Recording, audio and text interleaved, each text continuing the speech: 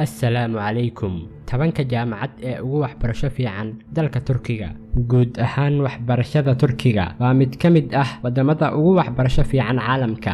Shahaadooyinka jaamacadeed ee Turkiga waxaa laga aqoonsan yahay qaaradda Yurub iyo guud ahaan dalalka caalamka oo dhan. Turkiga waxaa ku yaala in ka badan 200 jaamacadood kuwaas oo intooda badan ay maamusho dawladda.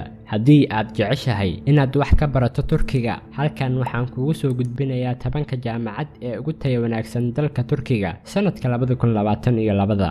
qiimeyntan waxaa sameeyay hay'ad Ingiriis oo lagu magacaabo QS, waana hay'ad inta badan qiimeysa jaamacadaha sanad walba.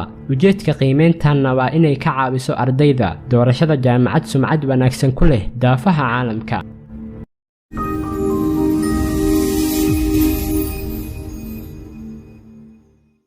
kaalinta koowaad Koç University. jaamacadda Koç waa jaamacadda ugu waxbarasho fiican dalka Turkiga. waa jaamacad gaar loo leeyahay oo ku taala magaalada Istanbul ee dalka Turkiga, waxaana la aasaasay 1993. jaamacaddan waa mid ka mid ah jaamacadaha ugu sumcadda wanaagsan adduunka. waxay bixisaa khibrad waxbarasho oo heer caalami ah, inta badanna xiisadaha Ingiriis ayay ku baxaan. kaalinta labaad Sabanki University. jaamacadda Sabanki waa mid ka mid ah jaamacadaha ugu da'da yar, waxaana la aasaasay 1994 waxayna ku taalaa magaalada Istanbul.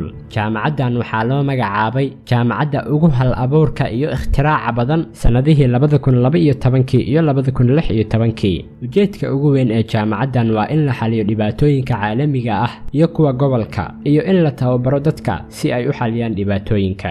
kaalinta saddexaad Middle East Technical University. jaamacadda farsamada bariga dhexe waa jaamacad farsamo ay dawladdu leedahay oo ku taala magaalada Ankara. jaamacaddan waxay xooga saartaa cilmi baarista iyo waxbarashada injineerinka iyo sayniska dabiiciga, waxaana la furay sanadii 1956 si ay door muhiim ah uga qaadato horumarka Turkiga iyo wadamada bariga dhexe. saynisku waa hagaha runta ah ee nolosha, waa halkudhiga jaamacaddan. kaalinta afraad Bilkent University. jaamacadda Bilkent waa jaamacad gaar loo leeyahay oo ku taala magaalada Ankara, waxaana la aasaasay 1984. magaca jaamacaddan Bilkent waa magac la soo gaabiyey oo Turki ah, macna ahaanna noqonaya magaalada sayniska. jaamacaddan waxay si joogto ah ugu jirtay jaamacadaha ugu sareeya ee Turkiga tan iyo markii la aasaasay, waana mid ka mid ah jaamacadaha hormuudka u ah cilmi baarista ee dalka Turkiga. kaalinta shanaad Bogazici University. waa jaamacad cilmi baaris oo ku taala magaalada Istanbul. xarunteeda ugu weynna waxay ku taalaa dhinaca Yurub ee marinka Bosphorus. luqadda waxbarashada ee jaamacaddan waa Ingiriis, waxaana la aasaasay jaamacaddan 1863. waxayna ahayd jaamacaddii ugu horeysay oo Mareykan ah oo laga furay meel ka baxsan dalka Mareykanka. kaalinta lixaad Istanbul Technical University. jaamacadda farsamada Istanbul waa jaamacad farsamo oo caalami ah oo ku taala magaalada Istanbul. waa jaamacadda saddexaad ee ugu da'da weyn jaamacadaha farsamada ee cilmiga injineerinka, waana mid ka mid ah xarumaha waxbarasho ee ugu caansan dalka Turkiga.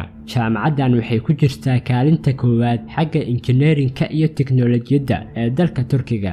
7 Ankara University. jaamacadda Ankara waa jaamacad dawladdu leedahay oo ku taala magaalada Ankara, waxayna ahayd machadkii tacliinta sare ee ugu horeeyay oo laga furo Turkiga kadib aasaasidii jamhuuriyadda dalka Turkiga 1923. jaamacadda Ankara waxaa aasaasay madaxweynihii ugu horeeyay ee jamhuuriyadda dalka Turkiga, Mustafa Kemal Atatürk. kaalinta sideedaad Hacettepe University.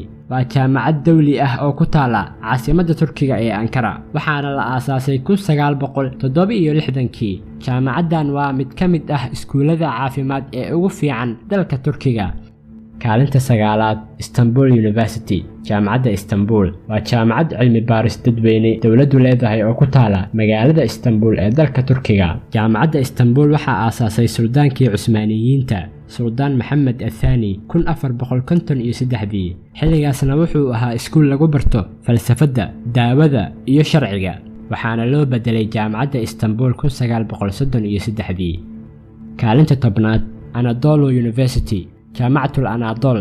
jaamacadda Anatolia waa jaamacad dawladdu leedahay oo ku taala magaalada Iskasheher ee dalka Turkiga, waxaana la aasaasay 1982.